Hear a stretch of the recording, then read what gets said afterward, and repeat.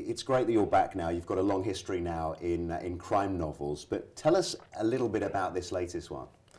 Well, this is kind of a rip from the headlines type of story, I think. It's about a murder that leads to the discovery that a pretty dangerous quantity of a material called cesium is missing, and that, of course, this takes place in Los Angeles, and that, of course, brings out lots of federal investigators, and in today's age, post 9/11, there's a big hunt for where this material has disappeared to and what the purposes the people behind the theft have in mind.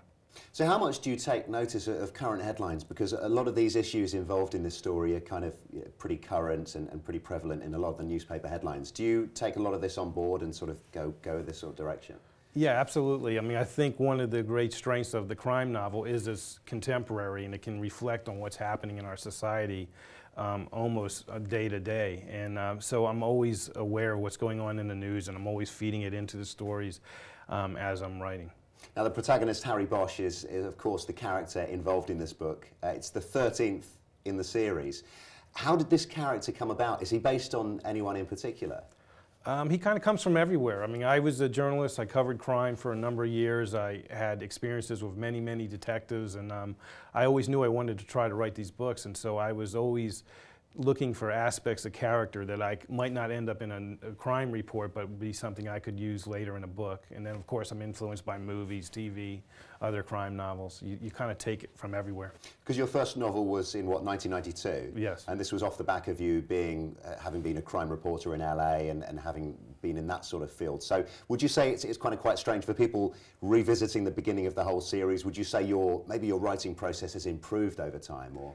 Yeah, I mean, everything in life is a learning process, and I think, at least, a better writer today than I was back then, especially when it comes to writing fiction and constructing a novel and putting a character together. So it's a very strange thing to send people back to the beginning. You know, hey, read my first book, where in my mind it's the book that I've had to learn so much since then to continue writing. You've made a promotional film to accompany the release of this book. Tell us a little bit about that.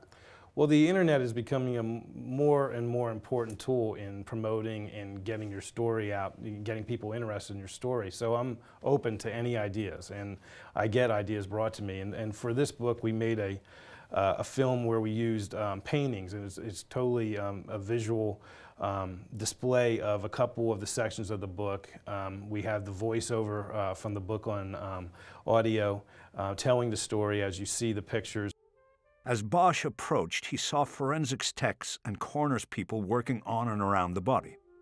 A tech with a video camera was documenting the scene as well. In the images, you never really see his face up close, because I want the reader to be able to construct this character in their minds. I don't want to hamper that part of the reading process, but there's enough there to get them intrigued, I think. Now, not a stranger to stuff on the big screen. Obviously, that was on the small screen on the internet, but having worked with Clint Eastwood before, with blood work, how did this all come about? Tell us about this. Well, I'm just a guy who puts his head down, writes these stories, and hopefully good things happen. And somehow in Hollywood, this manuscript was leaked before it was actually finished, and I got the call from him saying he liked that story and wanted to make a movie out of it. And you know, the road goes on from there. I didn't have a great involvement in the movie, but he never kind of cut me out. He was always keeping me in the loop of what was happening, and so it was a very interesting and fun process. There's been a lot of rumours of maybe future films involving this character and involving your books. What would you say to that? Well, there's definitely people making the effort. They want to make movies out of it. It's difficult to crack Harry Bosch. He's a very internal character. I think people who like him like the way he thinks, and how someone thinks is very hard to get on the screen. And so there's been very strong efforts made, but so far it's not getting to the screen yet. Now, you've had lots of critical acclaim. You've won many awards throughout the last few years as well. What would you maybe say has been your greatest achievement so far? Well, I mean, the awards and that kind of stuff, of course, are yeah, nice to have, but really the fulfillment of writing comes in the actual process. And you know, the adage, keep your head down and write a story that you would like, it happens on a daily basis. If I have a good day of writing, that's more fulfilling than any kind of an award.